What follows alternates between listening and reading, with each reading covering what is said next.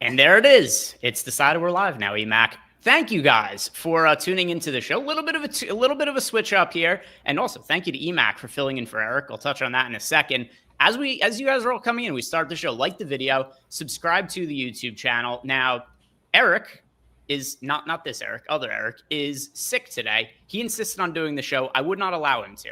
He texted me. I was telling EMAC this before.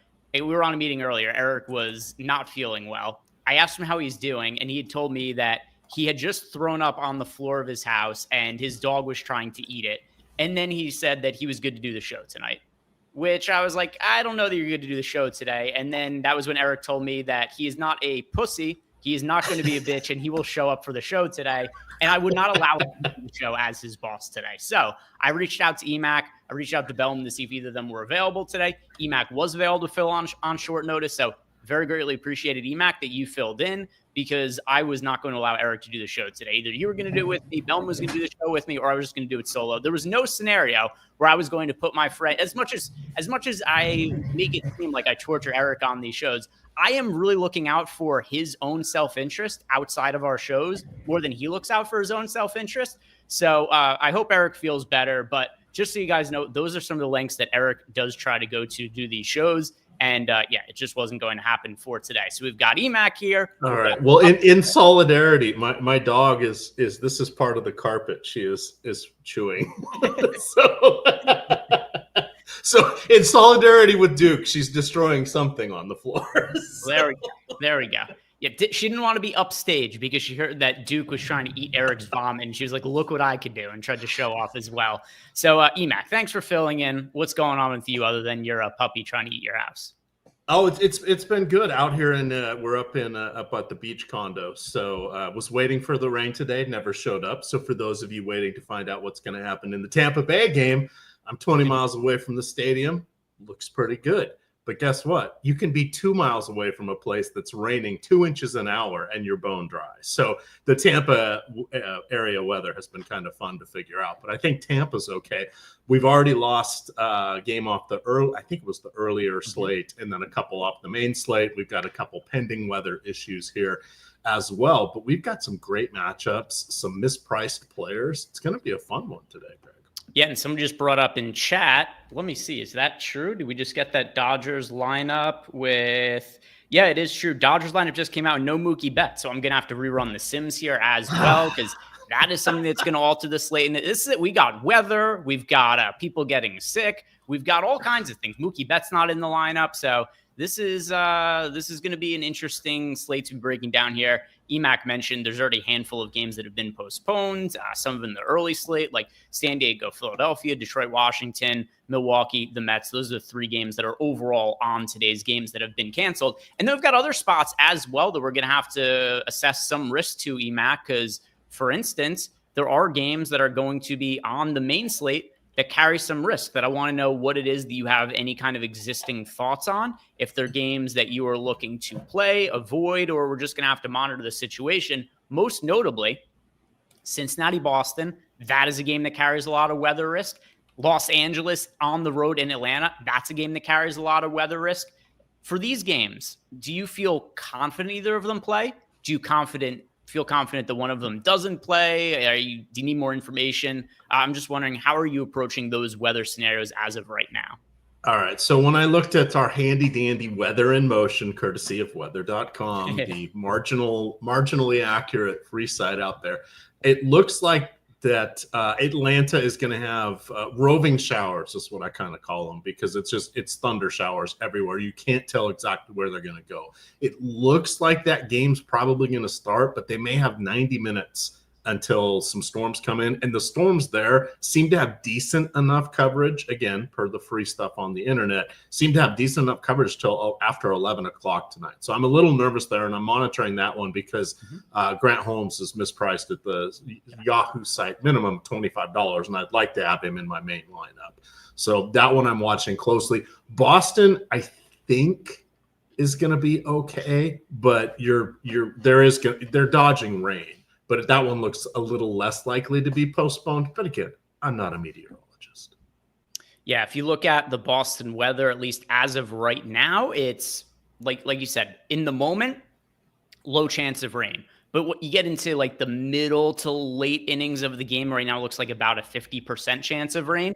Definitely introduces some risk of the game either being canceled early or, pitchers coming out of the game, there being a weather delay and the game restarts. They're not able to continue. I do agree with you. I think the most likely scenario is that game plays. Pretty decent chance there's a delay somewhere in between. If you guys are just playing like a lineup or two and you want to be completely risk adverse, then maybe you want to go ahead and avoid that game. But when you talk about the Atlanta-Los Angeles game, that is a game that also is carrying some risk there that EMAC hit on. And what we currently have for a weather report, it's kind of similar to what I said about the Red Sox game. The difference being is that Grant Holmes is a very important pitcher for the slate when you consider Los Angeles Angels strike out more against right-hand pitching than any other team in the league. So Grant Holmes, immense upside. I think his strikeout prop is like 6.5 to 7.5, depending which book you ended up looking at. And that's also a game. 50% chance rain in the middle innings is Grant Holmes only going to have a limited outing. Here's how I'm looking at it for now, EMAC. I don't have a confident take in either game. I'm going to be monitoring the weather situation just as we go on throughout the show. Yeah, and I think that's the only way to do it. That you get till 7:15 with the Atlanta game, so that's a full hour. We'll have better accuracy because we're switching over into actual radar now instead of the I can't think of the other tool that they used prior to that, but it gains accuracy for more localized weather, 30 to 50 miles out. So in any event here, Dirtio says, EMAC meteorologist. Man, if there wasn't so much science and if I was better at math and wasn't like dyslexic, I wanted to be a meteorologist. I thought that was cool when I was in 7th grade, learning all the cumulonimbus and cirrus stratus and the names of all the clouds and the stationary front and the occluded front and all that. And then it got sciencey and I did not do well with that. So here we are. You're trusting me with your money to give advice. Perhaps I've undermined some of my credibility here, Greg. Every once in a while, I have to use my Storm Mutant powers. I get a one-time use per year. It also comes with if you are Onyx on DraftKings, you do get to change the weather once per year. It's one of the things that come with your high priority tier. So once per year, you get to control the weather. I'm undecided if today's the day that I want to pull out my chip, change the weather or not, which games I want to. You don't know.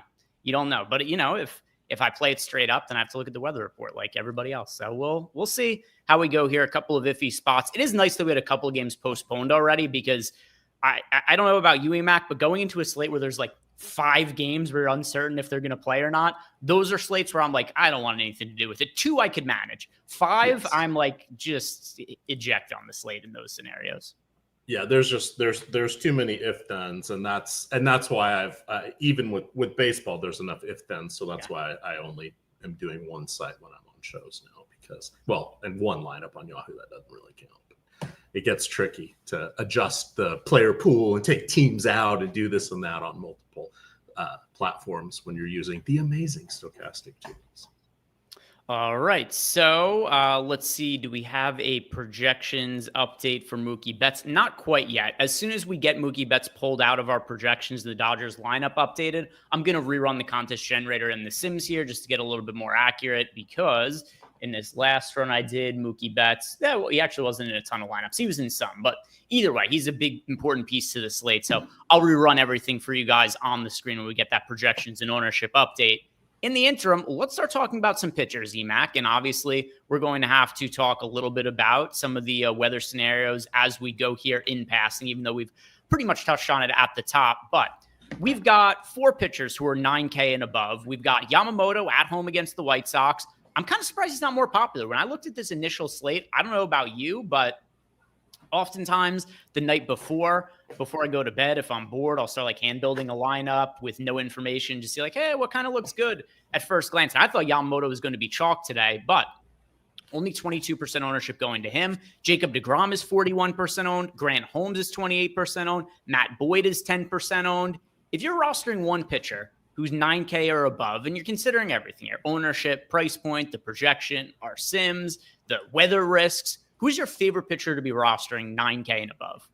Sure. I agree completely. And I had the same reaction when I started writing the Spotlight Pitchers Top Stacks article, free every day on Stokastic. Drop that link into chat. It was Yamamoto. And I kept expecting his his popularity to go up throughout the day. It hasn't really. It doesn't. We've seen things get crazier and crazier when looking at projections and what the field's doing, et cetera, especially as we get past the All-Star break in both NBA and we'll see it again this year in MLB with all of the sims. People are reacting so much, and it's just the diehard still playing. So we want to keep a cognizant eye on that. But it seems like as well as some other sites don't have him as overly represent. He's not overrepresented in tournaments. So that's a spot where I'd like to be over. We've talked about ad nauseum how Chicago is one of the worst offenses in the league. They set all sorts of records for futility last year. Of course, Colorado has said, hold our beer, because we're going to break all those this year. But when we look at Yamamoto, his 3 of his 4 worst starts happened in June. Yet in the month of June, he still had a 4.2 ERA, a 4.5 FIP, and a 4.1 xFIP, 25 strikeouts in those 25 innings. And he's coming off, 5 shutout innings or 6 shutout innings in Coors Field. So he seems decent. He gets the perfect back-to-back starts, the Rockies and then the White Sox. How great is that? But I put in the article, anything less than a quality start and half a dozen strikeouts for him is just going to be a severe disappointment. And he's not overly expensive. He should probably be in the mid 11,000s on DraftKings today.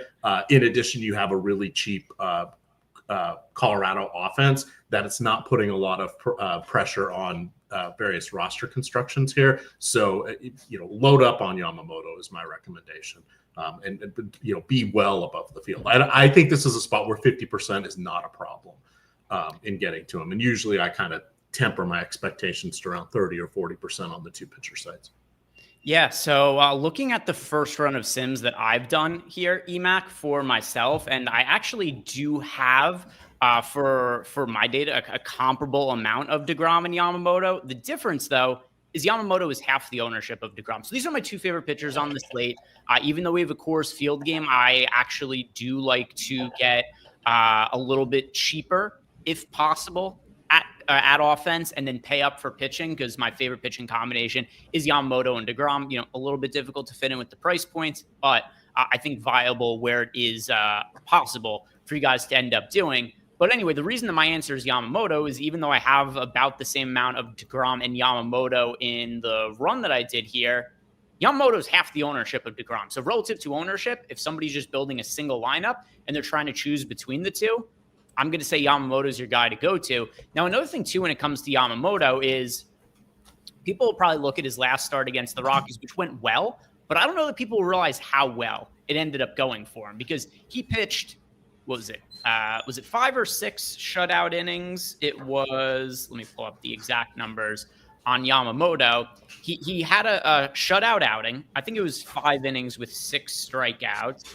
But what also ended up happening in that start is kind of similar to today, a rain delay. So what he ended up getting out of Yamamoto, 5 innings, 6 strikeouts, and just 1 hit allowed. So he was lights out against the Rockies. And I know the Rockies, like, who gives a shit? It's the Rockies. It was in Coors Field, so it does change the equation a little bit. But he has one of his best outings of the entire season. He ends up scoring 28 fantasy points on DraftKings, but he only ends up throwing sub 60 pitches in the game because he had to come out early due to the rain delay. If he did not get his start shortened by the rain, he might have scored 45, 50 fantasy points in that outing. And then all of a sudden, does that change his ownership for today, where people are looking at like, oh my God, this guy broke the slate the last time he went out. We have to go out and roster him today. I do wonder if that's kind of the case for this spot, where he was not in the best form. Then all of a sudden he has a great start, but it's kind of hard to recognize how great that start actually was. And that's causing his ownership to be a little bit depressed for today. So anyway, Yamamoto for me, my second favorite one is DeGrom. It's clearly a great spot for Grant Holmes, but when you consider that he's nearly 30% owned, my current desire, EMAC, is to be a little bit underweight to the field to him, just because of some of that weather concern. Like, I feel better about Yamamoto and DeGrom and their upside, when also I think they're better pitchers than Grant Holmes, and they don't carry the same amount of weather risk. Completely agree on all fronts there, Greg.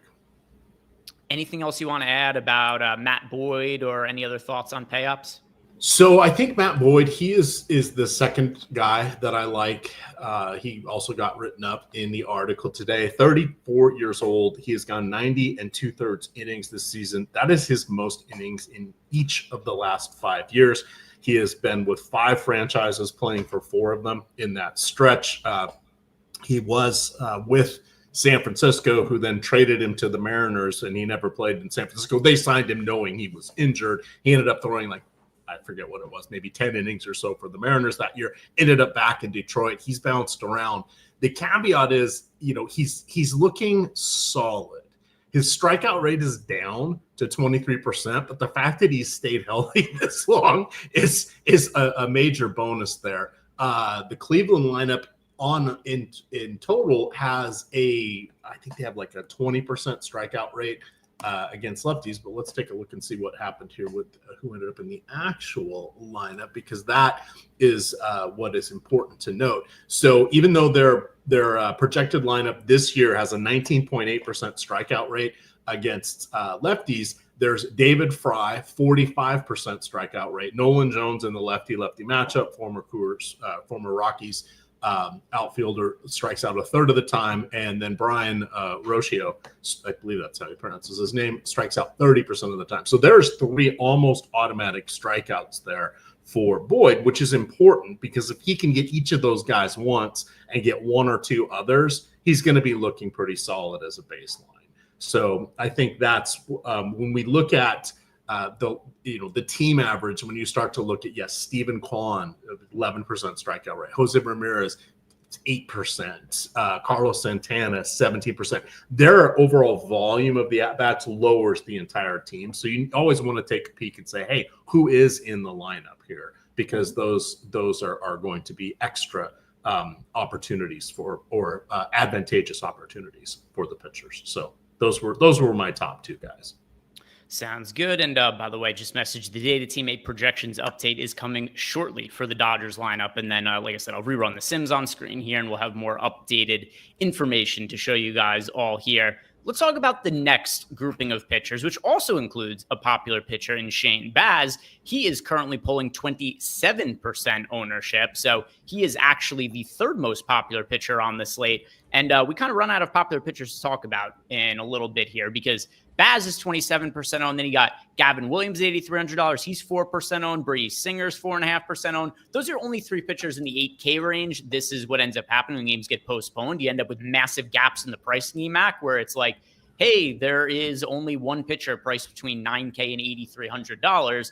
So really the only important talking point here is going to be Shane Baz, who is going to be pitching at home against the Athletics. It's been a very odd season for Baz, a guy who in the past generated a ton of strikeouts, a lot of swing and misses. At times this year, we've seen him generate a bunch of swing and misses, but overall for the year, his strikeout rate is down a pretty good amount from where he was at a couple of years ago, which carries over a trend from last year.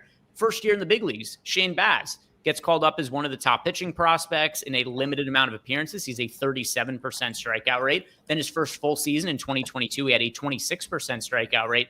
Last year, it was only 21.5% of his strikeout rate. And this year, 22.7% strikeout rate. So he's got this matchup, which we know this year Tampa Bay's played as a very hitter-friendly ballpark at home against the Athletics. What do you make of Shane Baz relative to what is a fairly high ownership for him? So he changed his pitch mix. So I was looking up a little more information on him today. So hat tip to Todd Zola, one of the fantasy analysts, has been doing this even longer than I have. He's I think he's with ESPN right now. He was mentioning that over the last 3 starts, Bass has really started relying on his cutter and is going away from some of his breaking pitches and hasn't really used his changeup. He has an adequate changeup, but he hasn't used it as much. So in these 3 starts, he's had 2 good, 1 not so good. But he gets to go against the Athletics. Now, here is the situation where we get the 2 teams that are playing in the minor league and the spring training facility going against each other. So we want to be cognizant of that with Tampa, plus advantageous weather for hitting. But when we look at the Athletics, while they have decent power, the bottom of their lineup is not great. Against righties, you've got Max Muncy, not the Dodgers Max Muncy, the right-handed Max Muncy, Luis Urias, Denzel Clark, Max Schumann. Those guys just have hardly any power. So that's one of the things that sometimes gets away from Baz, especially this year. He has almost a 200 ISO against same-handed hitters this season. That's something that is going to be a little more advantageous for him. He's still going to have to navigate Lawrence Butler, Brett Rooker, Shea Langoliers. Someone is missing from the top of that order. JJ, who is their shortstop is not playing today. But Nick Kurtz, who is on a heater and hitting home runs like it's his job, is the other scary guy. But aside from that, I think Shane Baz is interesting. This is one where if he was in Tropicana Field, I'd feel much more confident than I do with him at Steinbrenner Field, which is, of course, outdoors here in the warm Tampa weather today. But I think he is at least in consideration as an SP2. I still have him well down the pecking order from the first two guys that we like. I'd probably put Grant Holmes above him from a point per dollar perspective, not necessarily on DraftKings, but on the other two sites, if we knew the weather was clean, but we don't. And that's what's piquing our interest here with Baz. Yeah, so if somebody told me they were playing Baz, I wouldn't say that's an awful option or anything like that. But what I would say is that I prefer other pitchers, because I do. So if I'm going to be paying up for a pitcher, of all of the four popular spend-up pitchers today, he's my least favorite. I prefer DeGrom, I prefer Yamamoto, I prefer Grant Holmes, and I like Yamamoto 1, DeGrom 2, Grant Holmes 3, Baz 4. At his ownership, my preference is to be underweight to that mark on him. And then also when you get a guy who's pitching more to contact this year, we talked about how hitter-friendly George Steinbrenner Field is. It just presents itself with more downside than some of the other pitchers in different ways. Like, I think Baz, of the four popular pitchers, is the most likely to end up giving a bunch of runs and getting hit hard. Grant Holmes comes with weather risk. And then you get Yamamoto and DeGrom. Those are the guys I feel the best about overall on the slate as my number one and number two pitching options. But Baz, yeah, my preference is to be underweight to the field relative to that ownership that he is carrying. By the way, if you guys have any questions for us, I'm about to open up the Discord channel. Hit me up, and then I can answer any questions you have about cash games, stacks, pitchers you like, anything along those lines. If you want to know the best way to sign up for Stokastic, link down below in the YouTube description box, or sign up for any of our affiliate partners. For each one of these sign up here on screen. You know what you get, EMAC? Do you know what you get? I'm guessing you might be able to get a free month of Stokastic Single Sims package here. You absolutely can. Single sport. Each one you sign up here, get yourself one free month of MLB or any other sport that you want. If you wanted a free month of PGA DFS, that works as well. But sign up, Underdog, Profit X, Bet365. Each one you guys sign up for here, you have to go through the link that we have down below, but you're going to get yourself one free month access of Stokastic Core Sims for a sport of your choosing. So that's a very good way to get your foot in the door. People ask all the time, do you have any promos going on or anything like that? Sometimes the answer is yes. Sometimes the answer is no. But this is something that we have had going on for a little while now. So take advantage of it if you have not already. And no existing questions in the Discord right now. Of the other couple of 8K pitching options, EMAC, do you like either of them as contrarian options? We do have Gavin Williams as an option at $8,300. We've got also the 8K Brady Singer. They're both pulling very, very low ownership. Do you have interest in either of them? Singer, if we didn't have the weather issue, might be in consideration going against Boston. He gets out of Great American Ballpark, which is helpful to him. Obviously, Boston, a far different lineup now that they traded away Rafael Devers. But I'm tepid is the best way to say it for him. If we look at Gavin Williams, I don't like going against the Cubs. They just have one of the most daunting lineups in the league from power from both sides of the plate. They've got great base runners. And then they have a top-notch bullpen. Sorry, that doesn't matter because we're not stacking against them. But Colorado as a whole is clearly one of the best teams in the league, and they have very few weaknesses. So, someone like Gavin Williams, I streamed him on one of my season-long teams today just because there was nothing on the waiver wire. I don't feel great about it. That might be the only share of Gavin Williams I have today across the fantasy baseball world. Yeah, for me, there are spots that I think you could reasonably be contrarian a pitcher. My real preference, though, I don't know about you, Mac, I prefer being contrarian at offense today than being a pitcher. When you get some of these slates where there's just stud starting pitchers, there are definitely cheap guys you could consider, and we'll give you some of those options in a little bit. But my real preferred way to play some of these slates is be a little bit more contrarian to offense. Just pay up for the pitchers who it's really the only way that you get somewhat secure fantasy points in MLB DFS. Now, that's not to say that stud pitchers are infallible, but they're a hell of a lot safer than chalky offenses more often than not. The odds of a chalky offense dudding, it's going to happen more often like a Jacob deGrom putting up a dud start, for example. Doesn't mean it never happens. It just doesn't happen as frequently as other chalk spots with the stud starting pitchers. So let's talk about the cheapies at pitching now, because we've touched on all of the expensive pitchers, and just curious from your standpoint as well, Emac, are you on the same page as me where your general preference is to pay up for pitching today? Yeah, absolutely. By the time we get done talking about the weather risks here, some of the tougher matchups, it just makes sense to really kind of go consolidate down to about 4 pitchers, and they're the expensive ones. And I would include deGrom in that one, even though we didn't quite hit on him specifically. He has looked pretty solid this year. He is never going to be back to his apex predator self, but he's been pretty darn effective. He's definitely a frontline starter. He gets to go against Baltimore, who has been disappointing this season. No weather worries there in Texas, since they hardly ever have the roof open there in the summer.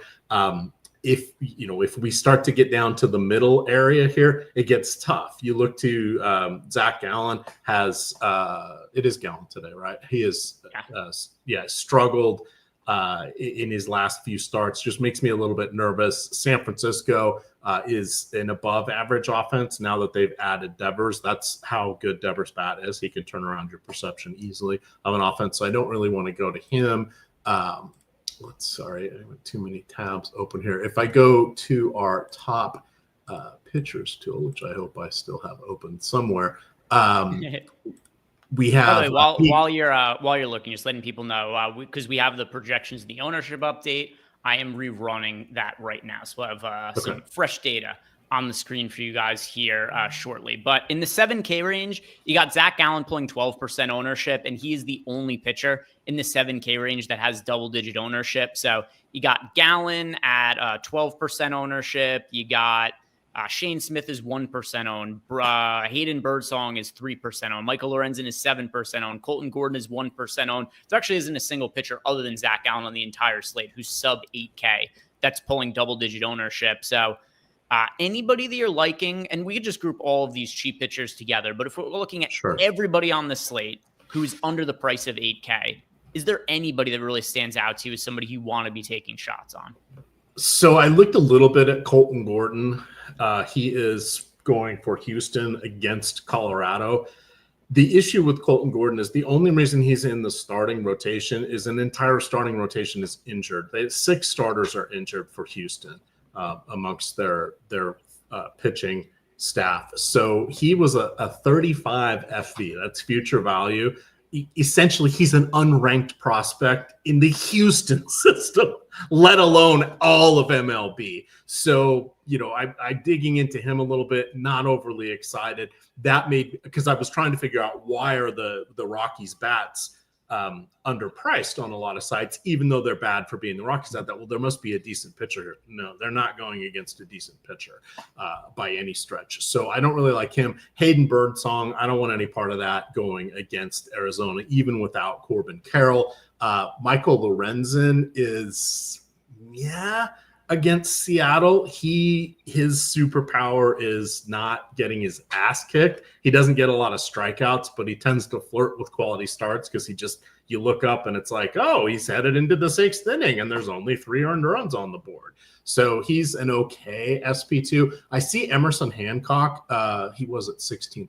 Let's see if that changed. I don't like him for the Mariners. He does get the T-Mobile Park boost there, much like Lorenzen, but Hancock is okay. He dropped back down, so he's down to 10%. So I think this is all appropriate here. I think you really look to the top, figure out what you're going to do with Grant Holmes and the weather.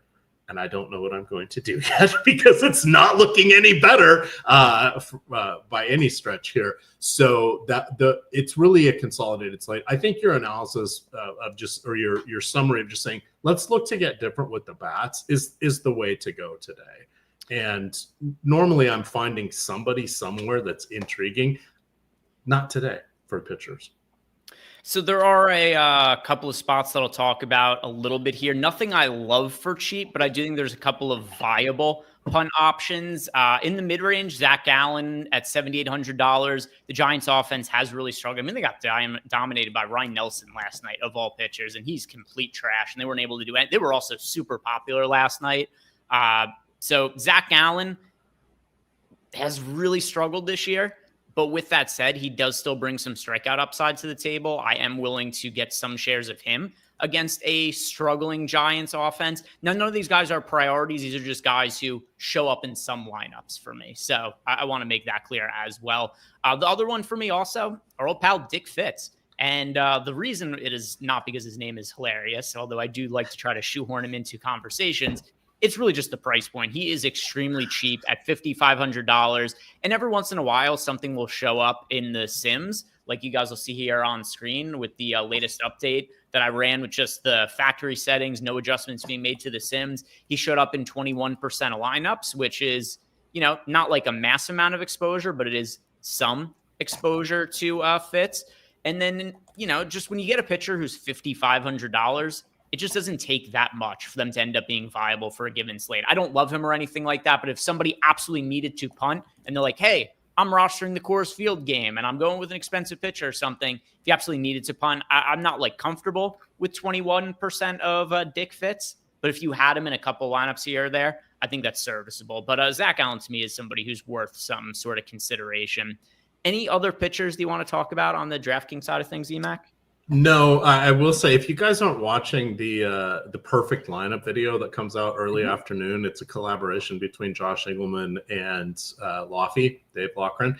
They put together a DraftKings lineup. One of them picks a pitcher, the other picks the main stack, and then they utilize the single lineup sim to build out the rest of the lineup. Laffy did Dick Fitz today.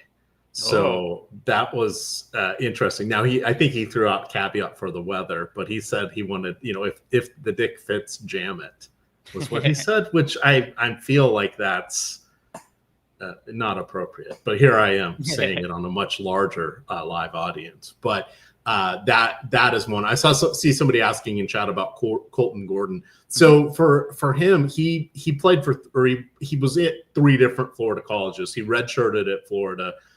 He played at one of the community colleges, and then I think it was UCF or USF or one of the directional colleges is where he ended up. He was an 8th round draft pick in 2021. He is the true crafty lefty. His fastball barely touches 90. His breaking pitches are okay, but he doesn't have great control with them. And again, he's a future value 35 player, which means this is the nameless, faceless cannon fodder that you guys see in MLB The Show.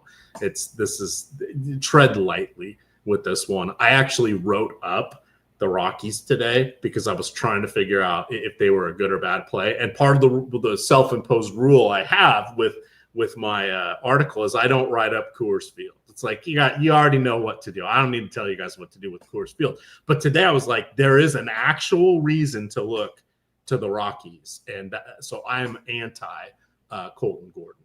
But it's baseball. He could be terrible today, or he could be great, and it doesn't mean I'm right or wrong. It's just it's a spot I think we can attack. But I understand going against him. My preference is to stack the Rockies between the two sides of the game. Colton Gordon, his results haven't been great this year. They haven't been terrible either. He's got a 3.98 ERA, 3.51 expected ERA, 4.22 FIP. I'm definitely concerned, though, about how effective a pitcher like him is going to be in Coors Field. He doesn't get a lot of swing and misses. He's a 22% strikeout rate. And then on top of that, also, he doesn't have a high ground ball rate. A lot of balls get hit in the air against him. I think there's a lot of risk of a blow up here. And then something else as well is Rockies, no good, very bad, terrible team. But we've seen this for a few years. They were marginally better against lefties than they are against righties. That is something that at least helps them a little bit in this spot. There are times where I'm willing to take shots on pitchers in Coors Field. Today, for me, isn't going to be one of those spots, though. I prefer to be rostering the Rockies side of the game. Any other final thoughts at pitcher, EMAC? If not, we got some questions in Discord that I'll get to. Yeah, let's hit those questions. I am feeling a little bit better about the Boston game having a window. I'm feeling a little bit worse about Atlanta. In Atlanta, it is going to rain at 8:30. It doesn't clear up until at least 11:30. It feels, God, if we get I'm kind of hoping we get a late start, and then I will just bail on it. It's dicey. Especially if the starting pitching, you might get, I mean, it's for the offenses too, because the offenses might only be out there for a few innings, but it could be a death sentence to pitchers, especially when you get a lot of high-end pitchers on a slate like today, where you could have a scenario where pitcher goes out, pitches 3 innings, has to come out of the game, and then all of a sudden you're just kind of drawing dead, especially when you got like Grant Holmes. He has to outscore Jacob deGrom. He has to outscore Yamamoto. That's why I prefer those guys to Grant Holmes, and you factor in some of that weather risk there. Except on Yahoo again, he's $25. It is so enticing. I'm trying to think, if I get 7 points at $25, is that enough? Is that enough to risk it? What if it's a suspended game and I don't get anything? That's horrible. So we shall see. I would be taking him out of the player pool completely on DraftKings and FanDuel. Psycho asked, which stack type do I weigh on more, 5-3, 5-2, or 5X?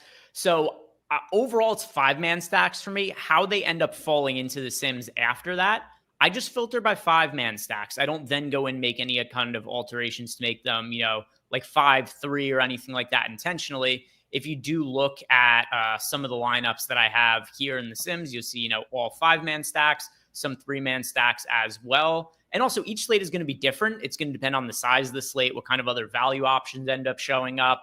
In general, you'll see here, though, the ones that are coming up most frequently in my top lineups are 5. That's pretty spread out, but more of the top lineups are 5-2s than 5-3s or 5Xs. But I only really differentiate in between making sure I have 5-man stacks. I don't know about you, Emac, but I don't really put too much additional thought into whether I have a 5-3 or a 5-2 stack or anything like that. I just want 5-man stacks, most importantly. So I think that makes sense. And when you win big. And if you guys start looking at the post-contest, sim, ROI, etc., the 5-man stacks don't always look great. But when everything works out, that's what you're going for. I like on DraftKings the 5-man stacks, but I've been doing a lot more 4-man stacks. I really have been feeling the value of the high-end one-offs, and that's something I like. On FanDuel, I do almost 25% of my lineups are 3-3s because I'm getting essentially a double stack with the potential to get 2 good one-offs and a good pitcher. So I've changed things a little bit. I used to be super heavy 5-man always. I've tweaked things a little, but I like to play in some of the smaller leagues where you don't have to be absolutely perfect and thread the needle to finish first. You don't get the 5-figure prize pool, but you can 25-30x your money. So that's an approach I've taken this season, which is different from prior years. Also, I'll read off Jason Tibirio's answer from Discord because he weighed in as well. And he said for him, he most frequently plays 5-2, then 5-3s, then 5-1s for his lineups. So there's also his input on it. And Jason is a very, very good player. Even before he started working with us, he had his own models. He did all sorts of great stuff. I've got to hang out with him before. Super sharp guy across a lot of the sports. So he's very patient in answering questions in the Discord. Yeah, definitely. If you guys ever have questions in your sub, I know a lot of people who are active in Discord. You're probably familiar with Jason because he's posting in there and answering questions all the time. But use him as a resource. Ask him questions as well because, like Emac said, he is somebody who is really helpful. Let's see what we have for other questions from Discord. I saw one from Cap and Akella. He wants to know who we're riding with in single entry for today. So, Emac, do you have any other thoughts on pitchers for DraftKings? We'll really quickly touch on FanDuel pitchers as well. But any other thoughts on the DraftKings pitchers? If not, we'll touch on the FanDuel. The only thing I quickly wanted to mention was the last 9 games for Zach Gallen have been dreadful. 39 strikeouts, 52 innings. You mentioned he does have that strikeout potential. That I agree with. He's gotten more than 5 once in these 9 games, and it was 6. So he has just been on a tough run here. 7 ERA, 6.1 FIP. Walks have become an issue, and he's allowing a lot of home runs. So I see where we're going with this, and he is someone that I do like as a pitcher, better real life pitcher than fantasy pitcher. I'm just really nervous about his current form because it's been a stretch now. It's not just 2 or 3 games. It's 2 months. So let's move on now to some of the FanDuel pitchers really quick. And is there anything really strongly different you feel about the FanDuel pitchers versus the DraftKings pitchers? Grant Holmes is way more popular over on FanDuel relative to the other pitchers. Grant Holmes is 26% owned. Shane Baz, 17% owned. Then you get Yamamoto, 12% owned. DeGrom, 10% owned. My preference for FanDuel is, it's once again the same as over on DraftKings. My two favorite pitchers are DeGrom and Yamamoto. Salary's never all that much of an issue over on FanDuel. Give me the lower ownerships on DeGrom and Yamamoto. Pay up for pitching and get a little bit different. What do you see for FanDuel pitching that stands out to you, though? So the thing I noticed, and I need to rerun it now for the Mookie Betts, but it is just giving it in the first run, which Mookie Betts isn't going to change a lot. It gave me 42% Grant Holmes, which I'm going to take him out of the player pool for this run. 22% Shane Baz, only 15% DeGrom, essentially no Yamamoto, no Matt Boyd. So that's one where I'm going to go influence what I would like, because I'm going to go take that Atlanta game out and rerun this just to get the player pool I want, but I'm going to consolidate it down to those 4 pitchers. So if you get something, and you got to pay attention with the Sims, if you're getting something you totally don't like, 1, think about why that is. And then 2, if you want to change it, understand how you can go in and influence that, boost the ROI, et cetera, would be the way to go about doing that. But that's what I'm going to do now. By the way, we did just get the Giants lineup, which I think was the last lineup they were waiting on. That was the last one. Yep. Yeah. So we are all clear on lineups. Those are all out for now. So let's talk about stacks, Mac. And by the way, last night my single entry stack ended up going pretty well, Mac. I stacked up the Orioles in single entry. Like you, I had an old man moment last night, because what happened is the game goes into extra innings. The Orioles score some runs in the top of the inning. They go up 6-3 in the top of the 10th. I go to sleep. I'm min cashing by like 20 fantasy points. I've got George Kirby as a pitcher in my single entry. He's in line for the win. I go, cool. I min cashed in single entry today. I'm feeling good. I wake up. I get the notification. I'm like, I won way more money than I thought I was going to win last night.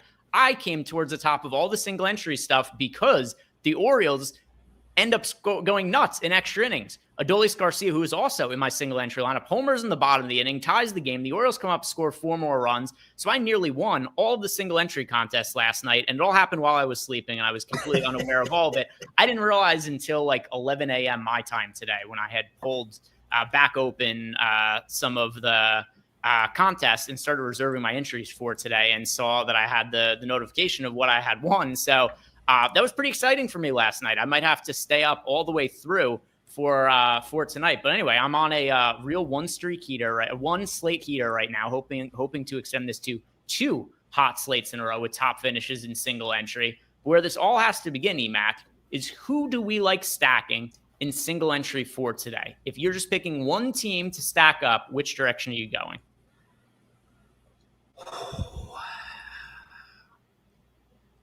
I hate to do it, but it's gonna be 2. I would go Dodgers, Colorado.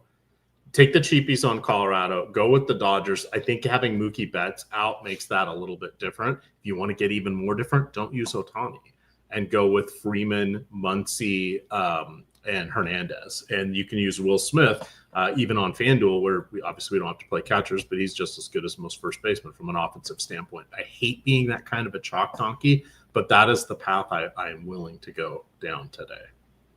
Yeah, so for myself, there's only one team I'm really afraid of the ownership of in single entry, and that's the Houston Astros. The Astros are pulling 13% ownership, so I think we're going to see a lot of their hitters in single entry be like 30 to 35% owned.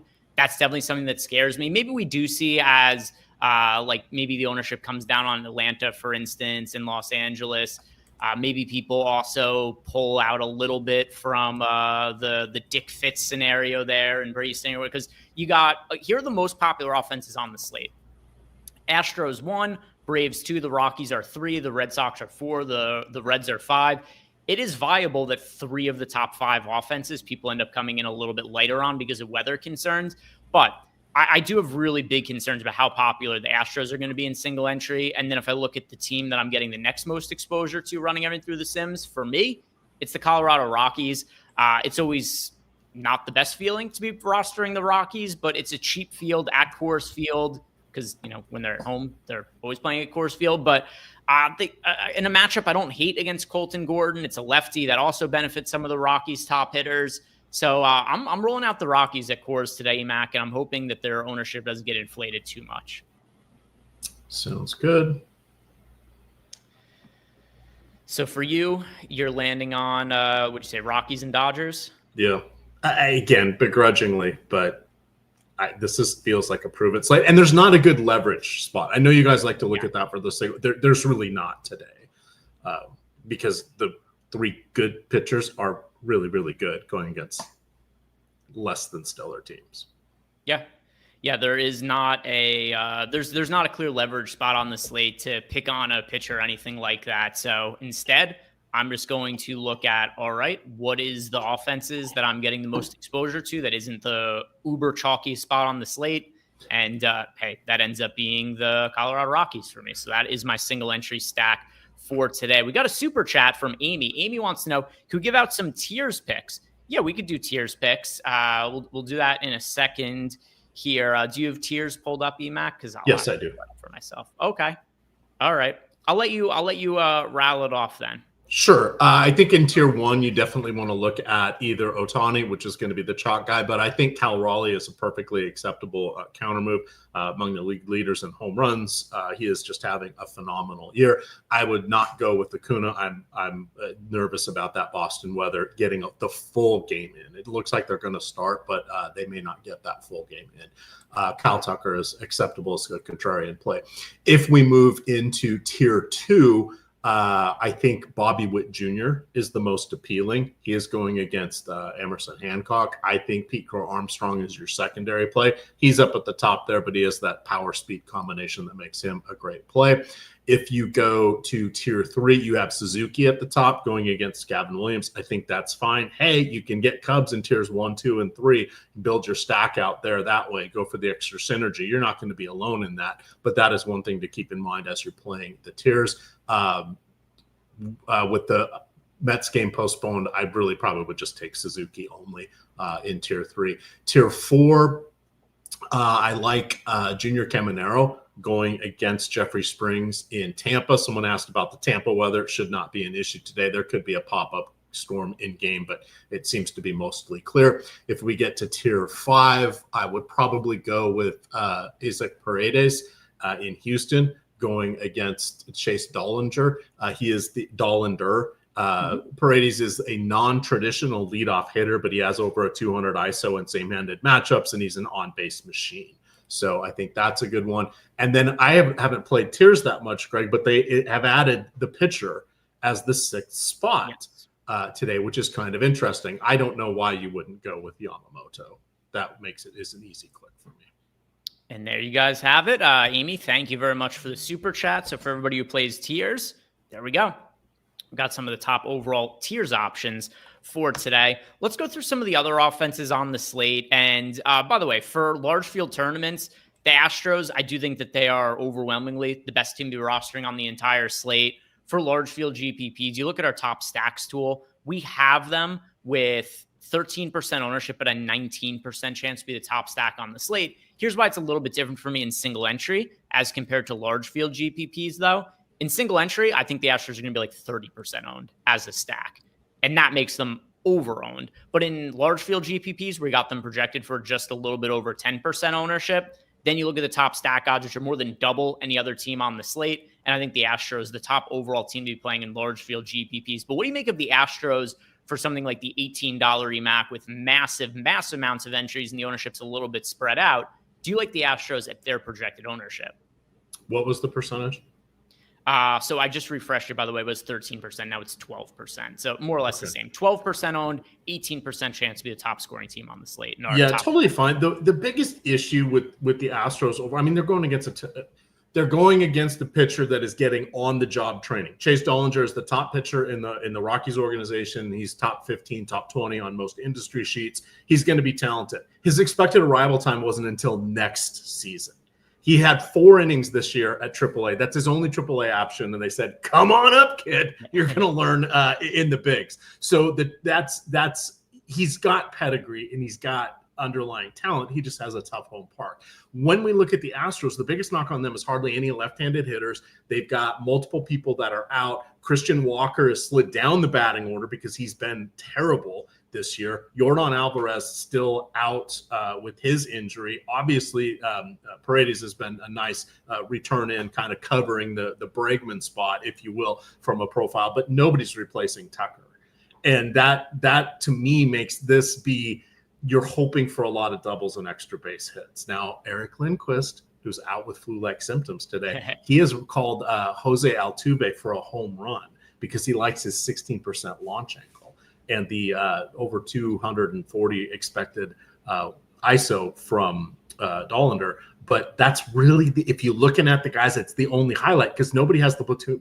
Pretty much nobody has the platoon advantage except a couple switch hitters that aren't that great. You're looking at the team collectively with the weather, with one of the worst bullpens in the league against an inexperienced starter. So all that put together, I was hoping their ownership would be more because I would say, go elsewhere. Like if it's 25, 30%, I think you're fine going there. I like Chase Smith.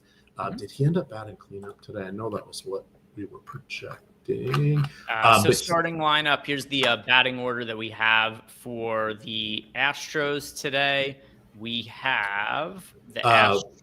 Yeah, he's batting fifth. The other guy that was hurt, Jeremy Pena, just got put on the injured list. So they're missing from last year's team, they're missing 4 key bats that they just are hurt or they can't replace with the guys that they brought in trades. So this is a weaker Astros lineup. They're still great against lefties, just not righties. I wanted to show. I didn't answer the question still, though, Greg. You're fine going with them. Just understand this isn't the free swinging mashers that we expect from the Astros from all their World Series runs. We had in chat, Ivan wanted to know how he could remove a game from the single lineup sims. Here's the easiest way to do it is, let's say that you didn't want exposure to Cincinnati and Boston. You could go in here and just change all of the players really quick. Just click on the game and then just change all the players to a 0 fantasy point projection. And it works better if you do it to 1. If you do 0, sometimes it confuses the modeling in the background, I've noticed. Oh, interesting. I haven't run into that issue. So either way, though, if you just do it at super low number and just do that, they won't show up in lineups. That's the easiest way to go about. And be careful when you refresh, because when you refresh, it'll bring in the projections again. So you got to finesse it a little bit here.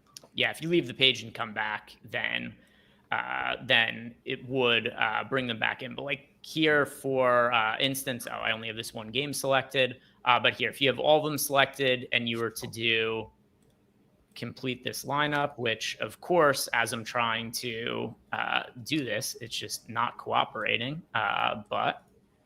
And then the other way is if you fill out more of the spots, like what's happening, I'm sure, is because the same thing that's happening to me, especially on FanDuel. It's trying to put in Cincinnati and Baltimore players or Boston players. So if you fill out more of the spots and leave it less players to fill automatically, I'm going to take Christopher Morel. He's super cheap. I'm going to build out the 4 guys I want in the stack, and you're bringing in just 3 players. Like right now, I'm looking to say, okay, well, who's a cheap second baseman so I can put in, and it blocks from getting someone from that game that I think could be rained out. And then you're looking at a Kyle Farmer or a Ramon Urias, etc. So that's just my ham-fisted way of doing it. Yeah. So anyway, I'm just messaging the devs right now just to know that it just ran into that bug right now. But all that aside, EMAC, let's go ahead and talk about some of our other favorite stacks on the slate. Outside of Coors Field, who are the other teams you are prioritizing as stacks? So Dodgers going against Shane Smith, one of 3 rookies that are in the White Sox rotation because of injuries. I like the Tampa Bay side of the Tampa Bay game against Jeff. I think it's Jeffrey Springs that's going tonight, former Tampa Bay pitcher. And then I guess it's going to be Texas would be the other one going against Brandon Young. I think he made 2 starts or 2 appearances, went back down to the minors. He's back up. I think he made 1 last week, but he's another guy that's up a little too early, I think. So going with Texas and no weather issues is what's elevating them in my estimation. Yeah. I don't really understand why Tampa Bay is not higher owned against Jeffrey Springs. I think this is a way overlooked team. 6% ownership. They're not all that expensive either. I think there's individual hitters like Caminero that are expensive, but if you go and look at some of the guys, for example, like Curtis Mead is $2,600 batting towards the top of the lineup with MPE. That's pretty favorable. Second base and shortstop. Curtis Mead, I think he's a really good looking option. He's only 7% owned. So I think that the Tampa Bay stack has a lot of upside when you consider how hitter friendly that ballpark is, when you consider the matchup against Jeffrey Springs, and modest ownership that is lower than I think it should be. Jeffrey Springs overall for the season, he has pitched a little bit better as of late, but is a pitcher I think could really struggle pitching in this ballpark. His former team, the Tampa Bay Rays, but when he pitched for Tampa Bay, he had the benefit of pitching at Tropicana Field. Now, EMAC, he has a 31% ground ball rate. He doesn't generate strikeouts. He only has a 19% strikeout rate this year. Those are things that could be disastrous pitching at George Steinbrenner Field. High fly ball rate, not generating strikeouts. That means a lot of upside for the Tampa Bay Rays. So I like them going up against Jeffrey Springs. Curtis Mead's also one of my favorite overall one-offs on the slate. So that's another team that I really want to be highlighting for tonight. And then, Coors Field, once again, pretty high priorities for me. What was your final determination of what you wanted to do with the Cincinnati-Boston and the Atlanta Angels game now that we're approaching lock? I am keeping I'm taking both the games out of my FanDuel player pool, and I'm keeping Grant Holmes in for now on my one Yahoo lineup because he is so cheap. I may pull that at the last second. That's a 7:15 start. So I'm probably going to ride with it, but I'm taking the other two out. Okay. Yeah. So the final weather here, I'll go and look over at Google. We'll start here with the Boston weather, and let's see what we have for the chances of precipitation. It looks okay to me right now. The chances of rain have gotten pushed back, and it's gone down a little bit. It is now a 40% chance of rain later on in the night. So I think that looks a little bit better than it looked earlier, the Boston-Cincinnati game. And then as far as the Atlanta weather looks, that game looks still super dicey to me. That game, 50% chance of rain, like you had said, somewhere around 8:30 p.m. Eastern time. So I feel better about the Boston-Cincinnati game. For the Atlanta game, I will say that if you guys want to be really risk adverse, don't play it. If you're okay with rolling the dice, I think it's 50-50 whether it ends up playing to completion or not. So just kind of your own your own best way that you want to be measuring risk there. That's the information that I could give to you guys. But neither of the games looks like it's super likely to get canceled or anything. Oof, getting down to the wire here. And any other stacks that are important to you for tonight, EMAC? No, Houston keeps bubbling up, even though I'm tepid based upon my meandering conversation that I had answering your question. All right. I'm making a concerted effort to get one Texas stack amongst my main lineups. That was the one thing that didn't happen yet. Let's see what other questions we have. Were there any super chats or questions from Discord? Let's see. Nothing from the super chats.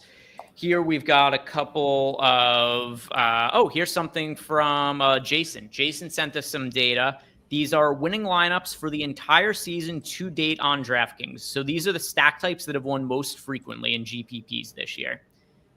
Overwhelmingly, not even close, 5-2 stacks. 5-2 stacks have won the main slate EMAC 31.5% of the time this year. Wow, to say the least. Overall, 5-man stacks this year. So talking any sort of 5-man stack, 5-2, 5-3, 5-1, they have won main slates more than 50% of the time. And they do not make up more than 50% of the entries in the field. So no real surprise, 5-man stacks. It's overall the best sort of stacks to go ahead and approach. Einsteinium said thoughts on Baltimore mini stacks. They just faced DeGrom as a scenario we would bump up. I don't like stacking against DeGrom. Baltimore went nuts yesterday, and you did see the Rangers have to exhaust their bullpen a little bit. So there is that angle of like, if DeGrom struggles, what does it end up looking like for pitchers who come into the game? But DeGrom has an ERA. This is how good DeGrom is, EMAC. We all recognize he's not as good as he used to be, and his ERA is almost sub-2. Yeah. So I don't want to make a habit of stacking against DeGrom. I don't want to play Baltimore today. He's not a apex predator. He is not that anymore, but he is now. Like, if this was the only version we ever knew of DeGrom, we'd be like, oh, sweet, it's a DeGrom day today. I'm in. Let's see if there were any other questions that came into Discord. We've got one from Cream. He wants to know, how much Baz did I have? I had just under 20% in the final run that I did. Shane Baz, what number are you comfortable with for exposure to him? I will have about 10% on FanDuel if I can get this uploaded at time. Okay. So on the side I'm playing.